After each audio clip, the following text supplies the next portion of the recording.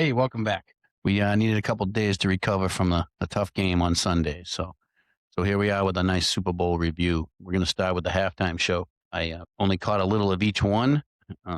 The TPUSA was incredibly disappointing because Kid Rock's last song went at least 2, 3 minutes into gameplay of the third quarter. So I was immediately upset about that. And the other show with Bad Bunny, again, I'll just fall back on the language barrier. I just can't get into it, can't enjoy it. But I did like watching the message that he gave and the people having fun and dancing. The choreography is great, stuff like that. Very entertaining. Just not my thing. So that being said, I was at first pleasantly surprised that most people were just given a good review of the show that they preferred. Then that quickly went to a review combined with insulting the other show and, of course, anyone who decided to watch it. So that was a little rough to go through. So at that point, I just kind of became very uninterested in all the posts about the halftime show. But they just kept coming, and again, mostly negative. They're trying to praise their own likes by making sure they say how much they hate the other side. As I said, I'm trying to get this page out here to maybe just maybe make a difference there and help change that. Get people talking and conversating the right way without fighting and name calling. So I'll leave it at this. Enjoy what you want. Stop caring about people that feel differently than you. Instead of preaching how great your choice is and how bad the other is, reach out to people that are like you, that relate to you, and have the same interest. And then you can have a nice, happy conversation about the topic, right? It's just a thought. So, anyways, let's jump into the Super Bowl. My favorite story of the Super Bowl by far, Sam Darnold. Guy, what else can you say? 5 teams in 8 years, mostly backup.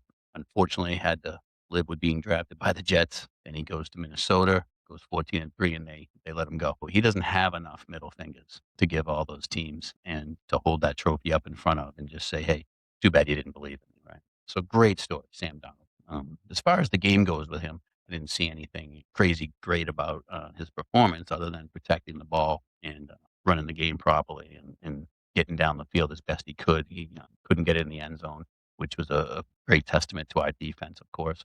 So he didn't have a great game, but he won the game. He managed it properly. He's a Super Bowl champion, and I hope he's letting all those other teams know just how disappointed he is in how they treated him. So let's move on to the Patriots. Bad, bad game. Drake May looked like a deer in headlights out there. We can all say that the pressure was incredible on him. The left side was very weak. That Will Campbell apparently was playing with an injury, so people were just running kind of right by him. But even when Drake didn't have pressure on, he just looked scared out there. He panicked. He got scared. He never found these receivers that I got to believe were open during some of these nice times he had in the pocket. He failed there. I think it was the bright lights, maybe his age. I don't want to find excuses, but there are facts. Play as his age, his experience. So I'm not going to sit as a Patriot fan and be too upset about losing the game based on the fact that he is a second year, 23-year-old starting quarterback in the NFL with a brand new coach and I think 29 other new players. So to get to the Super Bowl was a huge accomplishment. And I'm not one to say that that's the best thing you can do is get the Super Bowl. Clearly, you get to the Super Bowl and your goal is to win, or you're going to be disappointed. And I think that there's a good chance that this team regroups nicely and potentially makes another run next year.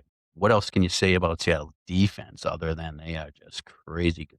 Shut us down. Like I said, it's combined with the fact that Drake was a little nervous, and obviously it's a lot of their first times in that situation. Again, not excuses, just facts. Seattle's defense was primed and ready to go. They had pressure on us constantly.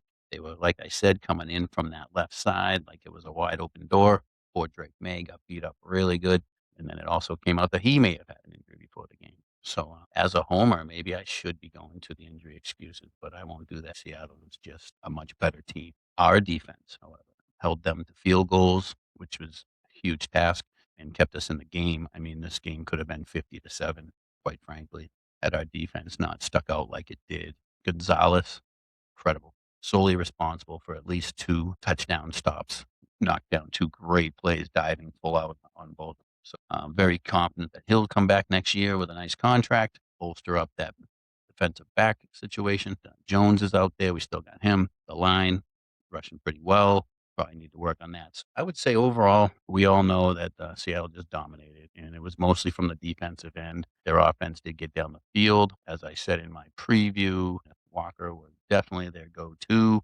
What a game by him. Fully deserved the MVP. A lot of people made jokes about the kicker, Myers potentially getting the MVP, which I can see the point in that, but you can't kick field goals unless you get into field goal position. And he didn't kick any 60-yarders or anything like that because Walker was pretty much having his way with us down the field each time. But our defense would step up once they got into the red zone, which was great, assuming that we could have come around on offense and got back. Kudos to the defense of Seattle. Kudos to Seattle as a whole. I'm super excited with Vrabel. His first year here, the players love playing for him. They're behind him 100%, really pushes him well. I think he's probably looking back at the Super Bowl and thinking maybe he could have done some things differently as far as getting guys ready. But you know what? That's a learning experience for him and for everybody. And as I said before, let's get another run in there next year, do things a little different. So I'm super excited about that. And so let's just be excited about next year, Patriot fans. I think that we're going to be looking pretty good coming in. Clearly, the one thing that needs to be fixed is the offensive line. I would say from head to toe, our quarterback is good. Our running back situation is great. We got some pretty decent receivers with talk of A.J. Brown coming in. We got good tight ends. Talk of it's coming in. And our defense is looking solid. The backs are nice. The line's nice. Maybe another linebacker we could bring in. But obviously, the biggest thing is our offensive line. We got to fix it. Don't switch Will Campbell's position. He's a beast. Tired of hearing anything about that other than he's great. He got hurt. He'll be back. That should be the only thing we say about Will Campbell. I have complete faith that he'll come back 100% next year, possibly even better, and he will not lose his position. So that's what I think about the Patriots and the Super Bowl. Again, hats off to Seattle. They played a better game. You just whooped our butts.